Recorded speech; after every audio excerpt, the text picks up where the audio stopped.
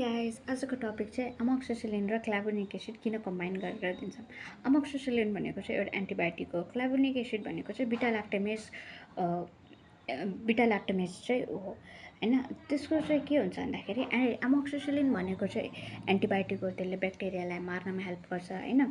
तर के हुन्छ भन्दाखेरि ब्याक्टेरियाले कुनै कुनै बेला रेसिस्टेन्स डेभलप गर्छ अमोक्सिसिलिन अगेन्स्ट, त्यसले गर्दा अमोक्सिसिलिन काम हुँदैन हो। त्योबाट बचाउनको लागि चाहिँ क्याल्भोनिक एसिड युज गर्छ। क्याल्भोनिक एसिड आफैमा एउटा एन्टिबायोटिक प्रपर्टिज नभएर त्यो एन्टिबायोटिकलाई चाहिँ रेसिस्टेन्स हुनबाट चाहिँ बचाउँछ।